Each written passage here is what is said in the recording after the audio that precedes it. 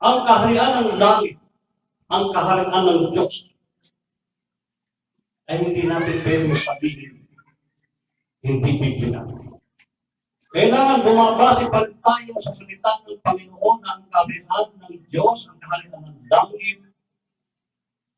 Una, dapat may pinaghaharian. Ano ang dapat pinaghaharian? Yung bang kaharian? O yung mga tao sa kaharian? Ang mga tao sa kaharian ng Diyos ay tayo. Ngunit lahat ba tayo pinaghaharian ng Diyos? Pag may nagbiro sa iyo, napasamang biro, makukuha ka ba? Sinaktan ka? Ano gagawin mo? Tinatatag ka ng buwan. Lahat ng ginawa mong mabuti, hindi nakikita. Puro kamalian mo ang nakikita. Ano gagawin mo? Sa simpleng kaanyuhan ng tao, sa human behavior, natural na, magagalit ka. Ano ang sinasabi ng Panginoon Hesus sa pagkikinagalit? Huwag kayo'y magagalit, iwasan ng magkasama.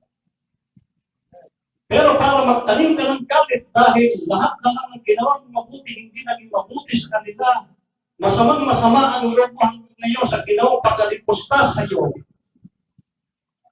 pinag-aharian ka pa ng Diyos.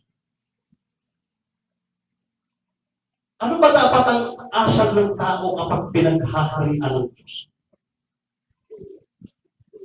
Lahat na ng masama ginawa sa iyo, pinagpag ka, pinaplastic ka, ayaw, hindi ka naman totoong ibiroto, sasabihin, binoto kita. Ikaw naman, alam ng buto, luloko ko dito. Ngayon, nagdumating ang ayuda. Dahil galit ka, doon sa taong pumaplastic sa'yo, hoy, binuto kita, ganyan, ayuda ko. Hindi siya kasali sa lista. At nang magkaroon ng listahan, sino rito yung adik? Kung nagalit sa'yo, isinama ka sa listahan ng mga adik. Naghahari ba ang Panginoon?